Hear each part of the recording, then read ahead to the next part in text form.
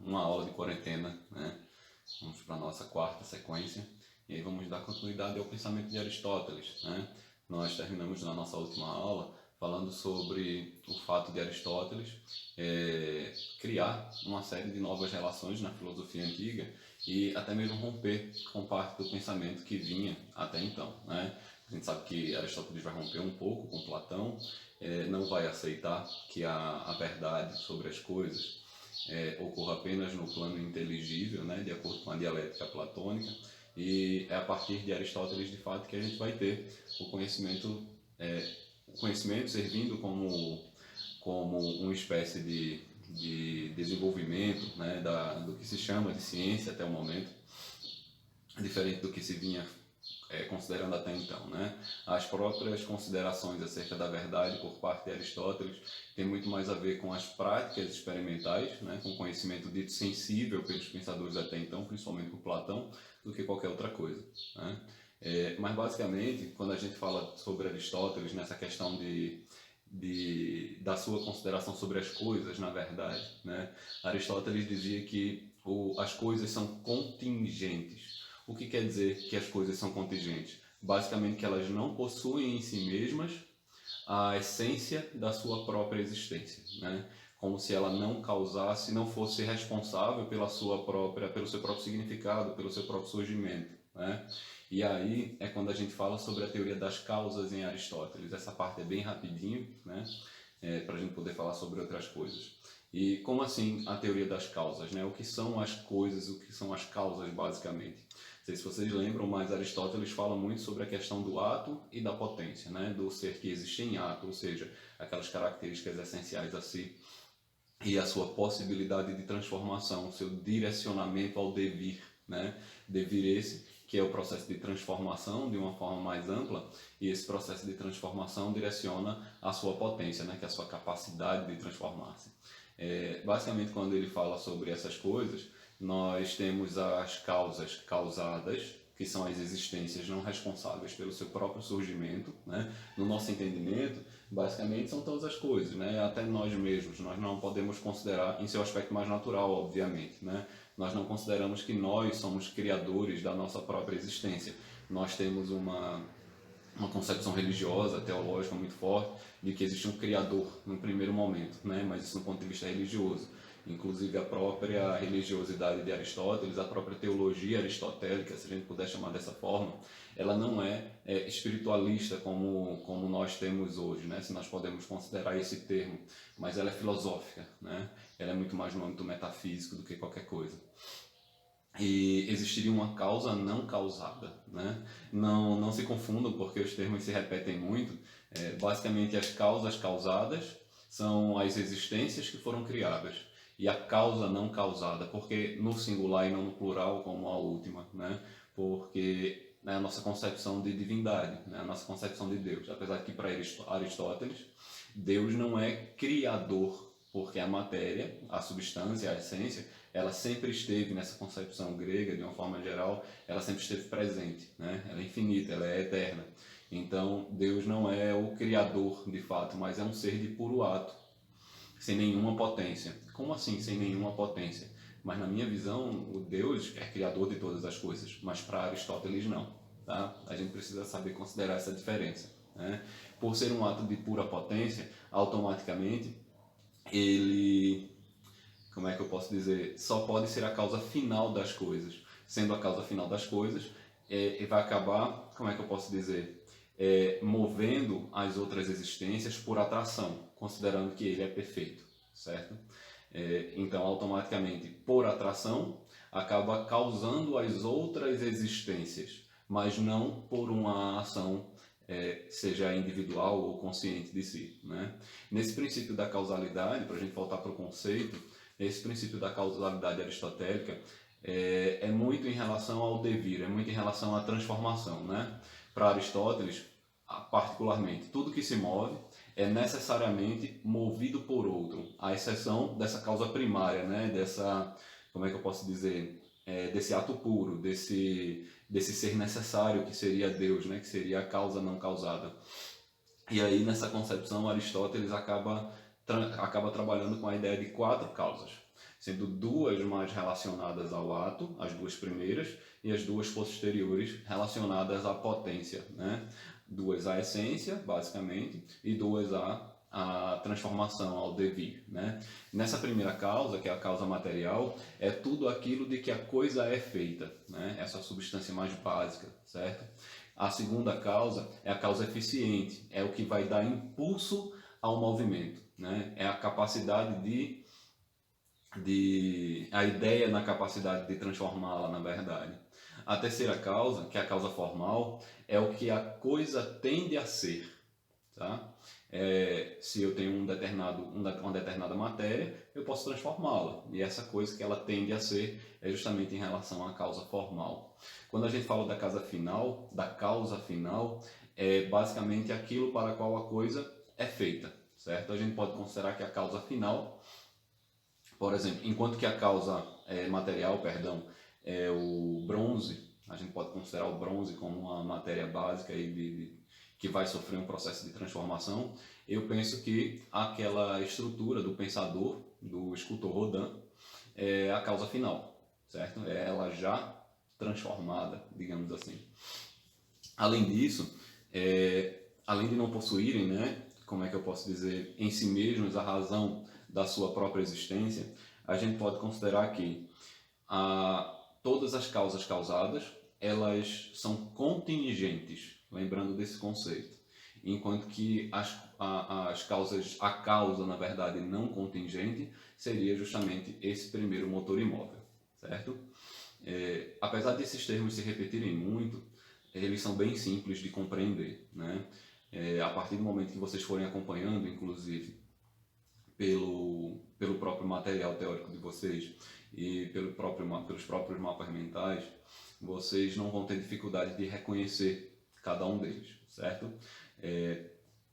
Além dessa questão, nós podemos dizer que Aristóteles também vai servir essencialmente para o desenvolvimento como a gente falou antes, né, do desenvolvimento científico de uma forma geral, e consequentemente para a sociologia, já que me pediram muito para revisar sobre a questão da sociologia também, e essa parte de Aristóteles era bem curtinha, felizmente. Vamos falar um pouco sobre os principais teóricos do pensamento social, né? E aí nós temos 4 indivíduos essencialmente, né? Nós vamos ter Auguste Comte, que é o criador da sociologia, também chamada de física social nesse momento. Vamos ter Émile Durkheim, conhecido pela questão do fato social, pelo conceito do fato social. Karl Marx, muito mais conhecido pelo desenvolvimento do socialismo científico. E o próprio Weber, né, que vai ser um pouco conhecido, muito mais conhecido pela sua relação com a religiosidade, né? Não é à toa que a sua principal obra se chama Ética Protestante e o Espírito do Capitalismo, apesar de que a gente vai tratar de outros conceitos dele aqui nesse momento, alguns conceitos mais básicos, né? Basicamente, quando a gente fala sobre Auguste Comte, nós falamos não só do surgimento da sociologia, assim como da doutrina positivista, né? Doutrina positivista essa que, surgindo no primeiro momento, naquela tentativa de transformar as humanidades, os conhecimentos das humanas, como a gente chama hoje de ciências humanas, né? Mas não era nessa época, em uma ciência propriamente dita, certo?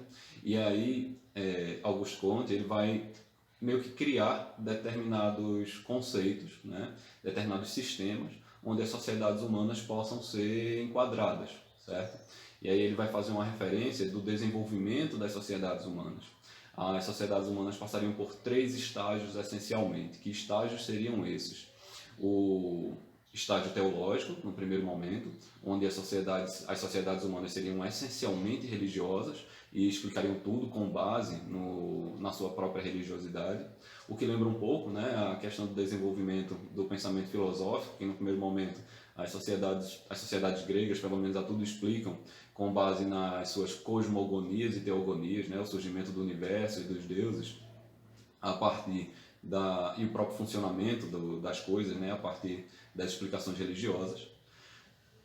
Teríamos logo em desenvolvimento, né, dessa sociedade teológica, uma sociedade metafísica, onde o conhecimento crítico começa a ser desenvolvido, mas a religiosidade ela não está ausente desse processo.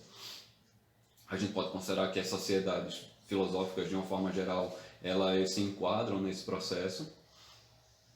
E a sociedade positiva, que seria o último estágio de desenvolvimento humano, onde imperaria a visão da ciência, né? Onde a religião ela não passasse de uma lembrança, digamos assim, as pessoas não mais, os indivíduos não mais, a sociedade não mais se direcionam a partir da fundamentação religiosa. Em sala, em algumas aulas, eu até cheguei a comentar que um ótimo exemplo, na verdade, para como é que eu posso dizer, a aplicação, né, dessa sociedade positiva. Claro que é um exemplo distópico, né? Não sei se vocês lembram o significado desse termo, mas uma distopia é o contrário de uma utopia. Enquanto uma utopia é uma coisa positiva, futuro, uma distopia é uma sociedade bem problemática, né? A gente tem aí, como um exemplo dessa sociedade positiva, um livro chamado Admirável Mundo Novo. Se você não leu, é uma leitura que vale muito a pena, né? Inclusive não apenas para a exemplificação dessa sociedade positiva de Auguste Comte, mas como leitura de uma forma geral de engrandecimento pessoal mesmo, né? Logo em seguida, né, no desenvolvimento do pensamento positivista, que também no primeiro momento se propõe muito a neutralidade, né? Neutralidade essa que a gente sabe que nas ciências humanas não é possível atingir, porque sempre que uma sociedade vai ser analisada, ela vai ser analisada de acordo com um ponto de vista específico. Então está se priorizando ali alguma coisa.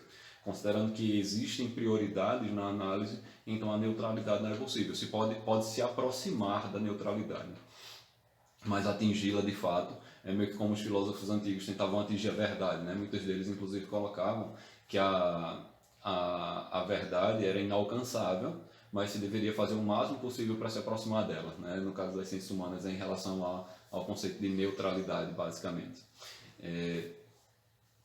Passando de Auguste Comte, né, a gente vai em Émile Durkheim. Émile Durkheim é muito conhecido acaba sendo mais conhecido por duas conceituações específicas. Uma conceituação é no que diz respeito ao fato social. O fato social esse que iria gerir as ações humanas em coletivo, digamos assim, em que ela se fundamenta em 3 características. Para algo ser considerado como um referente ao fato social, precisa necessariamente estar enquadrado nas 3 características. Não basta estar enquadrado em uma apenas, certo? É a questão da exterioridade, da generalidade e da coercitividade. Quando a gente fala da generalidade, nós falamos de uma característica que é, aliás, da exterioridade, perdão, a gente começou listando pela exterioridade, né? A gente pode considerar uma coisa bem simples. Nós nascemos em um mundo onde as regras, as normas, as considerações, as tradições, né, já existem, já estão postas. Por mais que elas tenham sido inventadas em algum momento, mas elas já estão postas para nós. Então, nós já passamos a existir em um mundo com uma série dessas regras, dessas normas. Então, elas são externas a nós, certo? A religiosidade é uma delas, as leis são um outro exemplo disso, né? A generalidade é porque elas se aplicam a um grande número de pessoas, a maioria das pessoas, digamos assim, a maioria dos indivíduos dentro desse corpo coletivo. Então, consequentemente, elas são genéricas, porque elas se aplicam a uma quantidade maior de indivíduos, né? E coercitivas, porque nós somos induzidos, seja através da força física necessariamente, ou através do convencimento ou de outras estratégias, né, a seguir essas normas, certo? E assim é a questão da religiosidade, quando nós já nascemos em uma sociedade como a família, uma parte da sociedade como a família, que já nos direciona a uma religiosidade específica no mais das vezes, ou então quando nós obedecemos determinadas leis, mas não porque necessariamente nós concordamos que essas leis são corretas, mas essencialmente porque nós tememos a punição, e essa punição é uma ferramenta coercitiva também, né? Uma outra característica, uma outra conceituação, na verdade, trazida por Durkheim, é o fato de solidariedade, né? Durkheim vai trabalhar com 2 conceitos de solidariedade: a solidariedade mecânica e a solidariedade orgânica. São conceitos que confundem muito a gente, porque a gente está falando aí de sociedades pré- e pós-industriais. Então, o que é que faz sentido na nossa cabeça? Faz sentido na nossa cabeça que a sociedade mecânica seja a sociedade industrializada, quando na verdade é o contrário, né? A sociedade mecânica é aquela sociedade pré-industrial, onde a concepção de tempo também, ela não é que seja mais lenta, né? Porque o tempo não vai passar diferentemente de maneira absoluta, assim, dependendo do desenvolvimento tecnológico da sociedade. Mas a impressão é que se tem mais tempo disponível para as coisas, inclusive para o ócio, né? E é um momento em que existe mais uma consciência coletiva dos grupos sociais. Já na solidariedade orgânica, nós temos uma sociedade já industrial, e nessa sociedade industrial é muito mais desenvolvida a concepção não do pensamento coletivo, mas de um certo individualismo, certo? E aí quando a gente tem a transição de uma sociedade para outra, Durkheim acaba falando muito também sobre a concepção de anomia, que entre suas várias significações possíveis, mas nesse caso é quando o indivíduo ele pode passar a não se reconhecer em determinadas normas daquela sociedade que faz parte, tá? Uma outra concepção de Durkheim também, eu tinha listado duas apenas, mas lembrei mais uma, é a concepção de suicídio, né? É um tema muito complexo. Em Durkheim existe uma obra dele específica para isso, que é o suicídio de fato. E nessa obra é interessante porque ele até se nomeia a questão do suicídio como a morte voluntária, né? Um termo bem pesado, assim, se a gente parar para pensar um pouco. E Durkheim vai analisar o suicídio de acordo com algumas óticas. Algumas delas são o suicídio egoísta, o suicídio altruísta e o suicídio anômico, né? No suicídio egoísta, o indivíduo ele tende a pensar mais em suas próprias dores e dificuldades, né? No suicídio altruísta, ele passa a pensar nas dores e dificuldades dos outros, né? É aquela coisa, eu não tenho mais a necessidade de existência, mas outras pessoas irão sofrer, né? É a questão do egoísmo, no caso, irão sofrer no sentido de que estão sofrendo com a minha permanência, que eu atrapalho a vida delas, né? Já no suicídio anômico, é quando o indivíduo já não mais se reconhece em nada, né? Em nada do que está posto no mundo. E aí ele não reconhece nenhum sentido na sua própria existência naquele momento, certo? Quando a gente fala sobre Weber, vamos lá para Weber, como a gente fez em sala, para fazer uma diferenciação. Weber fala sobre a ação social, né? E o que é a ação social para Weber, basicamente? Ele estipula três tipos aí, quatro tipos na verdade, sendo uma subdividida, né? De ação social. A ação social, essencialmente, não é uma ação imitativa, né? Não é uma ação de corpo coletivo, basicamente, mas é uma ação que parte do indivíduo, né? Precisa partir do indivíduo. Tanto que ele fala da ação social racional. A ação social racional é essa, que é dividida entre a ação social de fins e de valores, certo?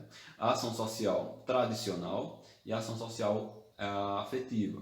Nessa ação social racional com relação aos fins, basicamente aos objetivos que precisam ser atingidos, né? Quando a gente fala sobre a ação social com relação aos valores, é no que diz respeito aos nossos valores econômicos, políticos, estéticos. Na maioria das vezes, quando estamos inseridos em alguma discussão, a gente está muito mais ligado a esse tipo de ação social, né? Você entra nas redes sociais, por exemplo, se julga muito, não que se julgue apenas pelas redes sociais, mas um fenômeno muito mais recente em consideração à história das sociedades humanas, né? E a gente sempre está julgando aquela pessoa que está postando uma foto com o seu corpo em uma maior exposição. Nós julgamos determinados posicionamentos que as pessoas consideram, não só nas redes sociais, mas também nas vidas pessoais, e por aí vai, né? Quando a gente fala da ação social tradicional, a gente está falando no que diz respeito aos costumes, né? Aqueles costumes mais tradicionais. Como assim? Digamos que numa determinada família, nós temos a concepção de uma família patriarcal, né?